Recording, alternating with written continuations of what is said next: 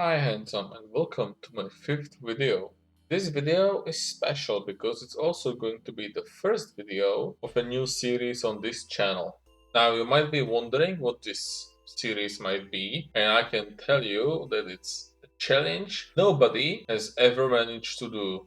And it's not some Iron Man or whatever, not using the storage, no. This is going to be even harder. Or maybe it won't be, we'll see. The new series on this channel is going to be called BDO Storymode. And as the name suggests, we are going to go through the game without skipping any cutscenes. Which means we will actually get to see if Black Desert's story is as bad as everybody says it is. To make this challenge a little bit more interesting, I have decided to play as Maeva because I have never played her before, and we will not be doing a season character to make it a little bit more challenging so we don't just one-shot everything as we go. We are also going to do the tutorial to get the full picture of the story. The tutorial starts us in the year 276 in Valencia, and we are greeted by a person we will come to know as Elezra. She asks us if we had a bad dream, and we tell her that yeah, we had a dream where we had to do the entire story of Black Desert without skipping any cutscene or dialogue, and she informed us that that was not a dream. We are then told to approach her, and we do so, after which she says that we are the first person to go through the Black Desert with her. He said it! He said it! We then get another walking lore segment with Elezra, who explains the origin of the name to us, and she says that there are actually two names for the desert, and that people actually know it as either the Black Desert for the black stones that are found in it, or people know it as the Red Desert because of the ensuing wars that happened because of these black stones that spilled a lot of blood on the sands of it. And I was about to make a joke about how they should have just gone to the central market and bought the black stones there, but then I actually looked at the central market and I can definitely see why people fight wars over this. We get to some kind of altar and Elezra tells us to get a knife, but before we can actually seppuku ourselves, we are interrupted by some sorceresses and we get our first combat interaction. Well, this introduction is basically we have New World at home, so we just click a bunch of buttons and then we dispatch of these sorceresses easily.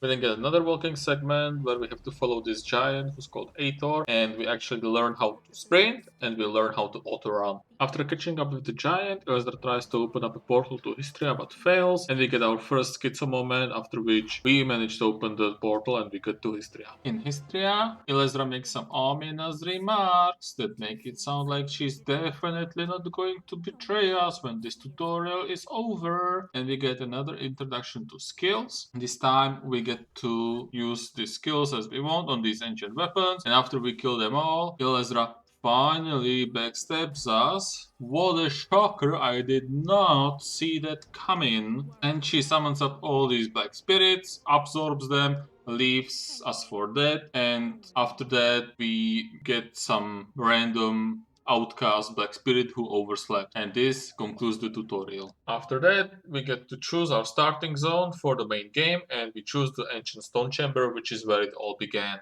We wake up at some kind of excavation site and we get our first quest from the black spirit that just talked to us in the tutorial. We talk to Eden, who tells us that they found us inside the chamber and that they thought that we were actually dead. And we find out that we lost our memories. He tells us to meet him inside the chamber, and after touching some ruins, asking a princess and her tear-free sub for directions, and killing some very scary wolves, we finally go to the chamber where we meet Luffy Mountain. Since Luffy is an archaeologist, that means we get another lore lesson, and this time he tells us about the Crown Kingdom, which existed in Balenos 150 years ago and was ruled by Noir Bartali III, who was a great king and had basically conquered all his enemies, so he had only death to fear. Then, one day he was approached by an alchemist who promised him immortality in exchange for the lives of 100 children and maidens, and because the king was so obsessed with immortality, he accepted and he started sacrificing people. Even after he learned that the alchemist served the evil god Hatun, he did not stop until he was stopped by Elion and Al. I think those are other gods because there is a church church in Velia that worships Elion, so I suppose Al is a god as well. So these two gods stopped Hadun and stopped the king as well. And since then, the kingdom has been lost to history. But that's not all. Luffy also says that these murals are not actually 150 years old, like they would be if they were made by some kind of historian of the time, but they are actually much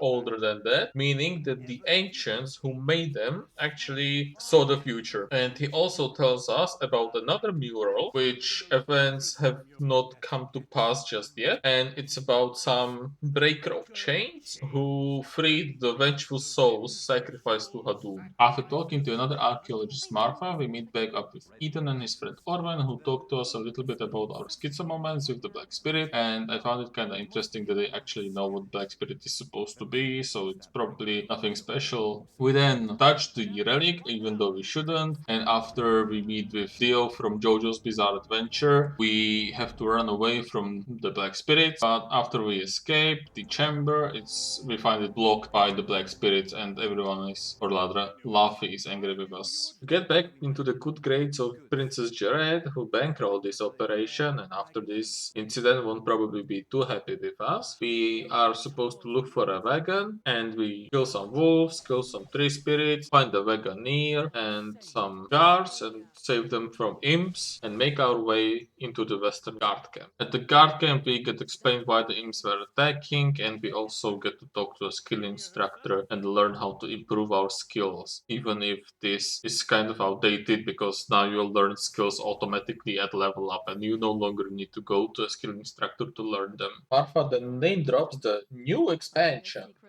From the land of the morning calm, always. Okay, game. At least we get an audience with the princess. Needless to say, the princess is not very happy, but I have to say that the voice acting in BDO is surprisingly not bad at all. Just have a listen to the princess talk. You're professionals, are you not? You are being paid as such. With that payment comes the expectation of results, not half-baked excuses about spirits. You think these results will welcome me into Lord Jordine's strong embrace? Must I be ever haunted by the shadow of disappointment I'll cast across his chiseled face? I am definitely no industry specialist, but it does sound pretty nice to me. And there is one more character that we will find in a little bit that I also really enjoy the voice acting and the writing of as well. And we will get to talk about her when the time comes. That basically concludes our dealings with Eden and the excavation gang. And now we get a choice. And not just any choice, we get offered a job for the princess herself. Now you can see that I'm a bit of a simp myself because I've already done this part of the quest a few times, and 3 times I chose to accept the princess's offer, and this time I'm going to do the same. Accepting the job has us killing some more imps and asking around to investigate more about Red Nose and how he came to be. We then go and meet Dr. Uno, who is supposedly an expert on imps, and he has captured one that we can now interrogate. And once again, I absolutely love this little imp and his voice acting.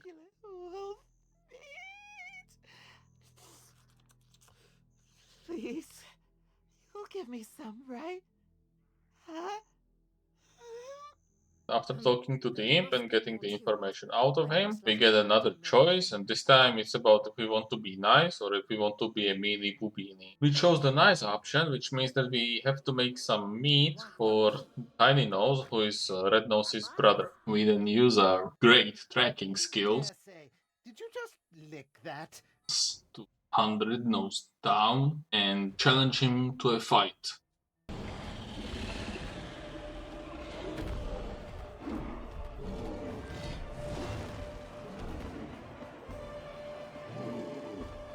And like, it ain't no Elden Ring, but it's a nice change of pace, and the boss fight is generally alright, so of course we end up beating this guy. And I'm not sure if this is the case, but I think that the princess's reward for us killing Red Nose to give us Tiny Nose as a slave, or maybe they are just sending him to a labor camp or something. At least that's how it sounds. And with all that out of the way, we move our first town, which is Velia. And let's just say that Velia has seen better days. We then meet Alustin, an alchemist in Velia who is very knowledgeable and who introduces us to the best character of this storyline, Eileen! And she's simply the best. Did I say that out loud? I'll just go stick my head in a cauldron and die now. Tell me, does ceaseless whispering fill your head? Do you have an unquenchable thirst? Is that thirst for apocalyptic chaos? And yeah, I never thought I would say this, but Eileen is one of my favorite characters in gaming. Her writing is really good. She has actual character and character flaws, and most of all, she is genuinely funny. It's just a shame that by the point she's introduced, people have already decided to skip all of the stories, so they never actually get to meet her. Which leads me to the question of why that is the case, and why BDO story is said to be terrible and not worth it, and that you should just spam R whenever you talk to an NPC. And at first, I thought it was something obvious, like the production value is not there because it's all in engine and you can see that it's basically just the character in the world just zoomed at, and they don't have any lip syncing to speak of. They do the same animation over and over. But I don't think that's really the case. I don't think that's really the reason why. Because if we take BDO in isolation, then sure, you can say that these are flaws. But then if we compare it to other MMOs, then we can see that the other MMOs do the same thing. The majority of all MMOs is going to be questing where the NPCs just stand in one place, or maybe they walk like from one place to another. They give you a quest through a text box and then just wait for you until you go back from killing like 10 pigs or whatever. They accept your hide, give you like 2 gold and send you on your way. And if there are cutscenes, they are with in-game footage as well most of the time, unless it's like some big capstone of the story, right? So if you've killed the final boss of the raid tier, or if you finally beat some big bad guy, you might get a big cutscene, like pre-rendered cutscene then. But otherwise, it's just going to be in-game footage using rigs from the game to save time and budget, because it obviously costs money to make this stuff. Why are we calling BDO story bad? Why are we calling BDO's developers lazy or bad at their job or whatever, when, like, first of all, how are they lazy if they are literally remaking this entire storyline from the scratch, right? Like the Balenos storyline, it was the first storyline ever in the game, and the devs went back to it and remade it entirely. Like I remember back in like 2019 when I started playing, it was completely different. It was just kill these mobs, and then just talk to an NPC and go kill more mobs. Now you actually get characters, you actually get story progression, and it's interesting. So I really don't understand this.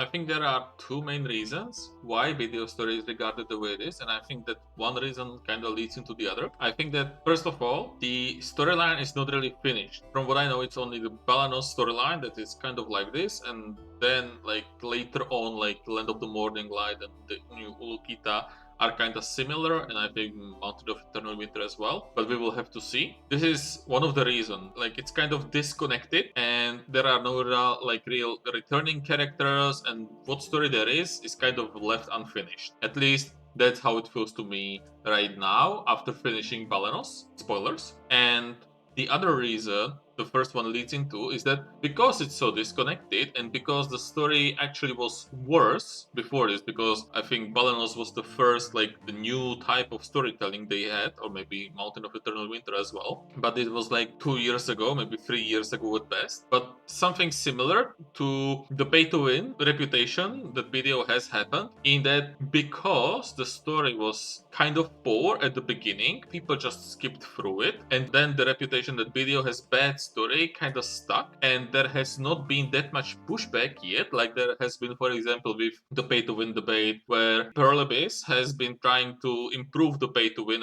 aspects and like remove a lot of the pay-to-win. And I think that similar to this, they have been trying to improve the storyline, and you can see this with the newer storylines, because they feel a step above the rest, at least from what I have seen. And we will obviously go through them together in the future. Anyway, I'm sure I will get to gush about Eileen more as we go on in the story. For now, we just go to the church where Eileen told us to go, and we then get what is basically a repeat of the lore in the tutorial for the people who have decided to skip it. So a priest tells us the origin of the name Black Desert. Know the great desert as the Black Desert. Oh, that's why they call it that.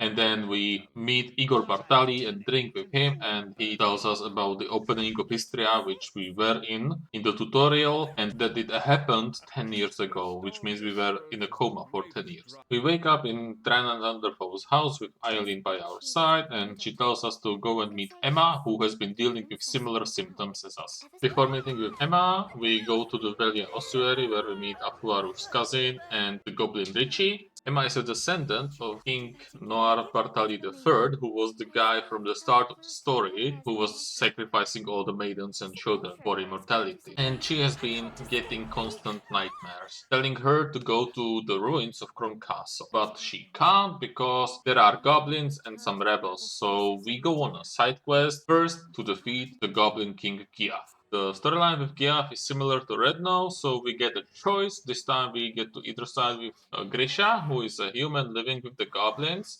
or to side with the local military who just want to kill the goblins. So we side with Grisha, which is supposed to be the peaceful option, but we still get to kill the goblins anyway. After we do that, we meet back with Emma and Eileen, and then go to Pinto Farm. At Pinto Farm, we get a mandatory introduction to the processing window in case you chose the violent option with Tiny Nose back at the act with Red Nose. And then we just have some food. Giaf is possessing a body of a long-dead guard captain of King Noir III who went against his king and told him that he should not be sacrificing people, after which he was executed. So we don't really know how Giaf is possessing his body this long after he died, but Eileen tells us that we need something called the Sense of Time to defeat him. We get another choice of how we want to make the Sense of Time, and after getting all the ingredients and talking to Eileen who helps us make it, we go and fight Giaf.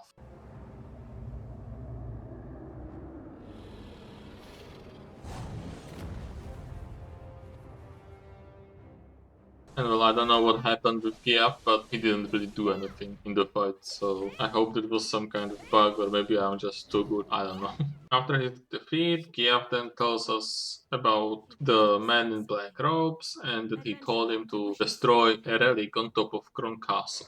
And we get another genuinely funny moment from Eileen. Side benefactor. Sounds wealthy. And powerful. Oh, any chance he's got a baby face too?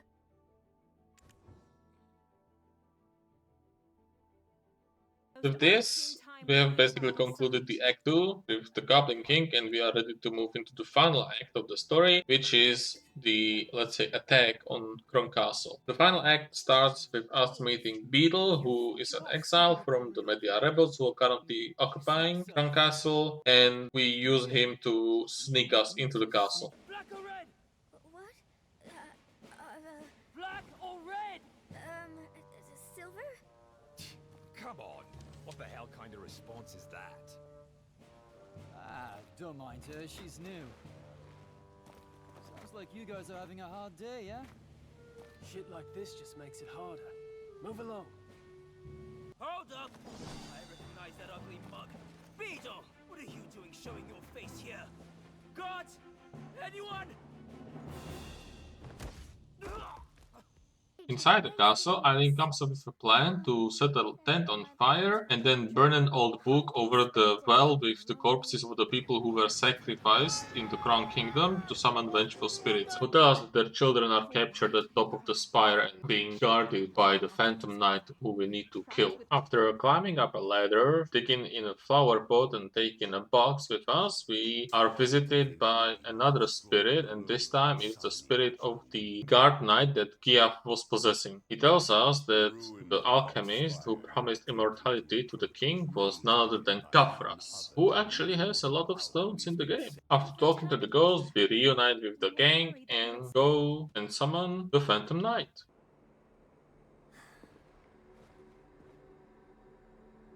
Father, do you think I can do this?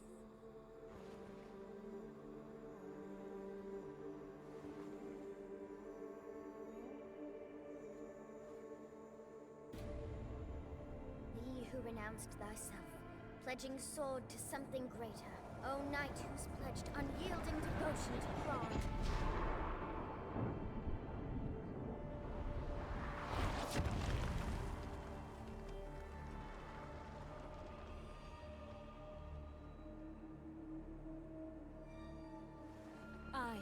up our tally, summon thee by thine oath. Hatum Vahura, Kaheliak.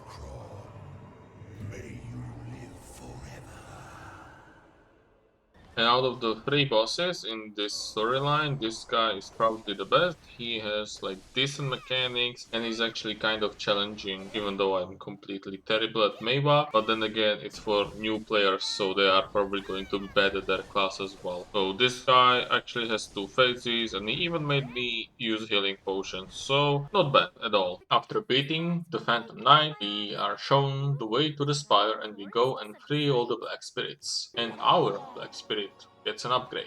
And now we are in the epilogue, we have saved the day, Belia is great again, and we get a couple more cutscenes with Eileen and Emma inviting us to dinner. We also got an invitation to Heidel from the princess we met back in Act 1, and we got some gifts from the villagers for saving their village. And that concludes the Balenos storyline. I have to say I was pleasantly surprised. I did not know what to expect coming into this, and I have to say that despite some issues I have with the way the story was told, like for example, I don't think the Giaf storyline or like the entire part with Giaf was that necessary. I still enjoyed the writing and the characters and even the way the story was broken into three concrete acts. So for the introduction to Black Desert, I think this is actually pretty good, and I hope that it gets to continue, even though, like I said, I am not a new player, so I know that the Serendia and Calphion parts are probably going to be much worse, at least until they remake them, which they said that they will very soon. I think it's actually in Korea already, and we are just waiting for it to get localized.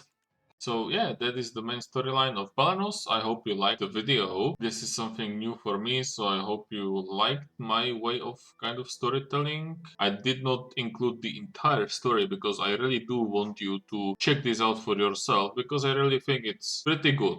Especially for like, you know, if we compare it to other RPGs or other stories, maybe it's not that great, but compared to other MMOs, I think this story is really not bad. I really do believe that the characters and the writing are really amazing, and especially Eileen. I really just love Eileen, so go give my girl some love, okay? With all that being said, I bid you all farewell, and like and subscribe to see more videos like this. Tell me if you actually want to see more videos like this, and enjoy your grind or your story mode.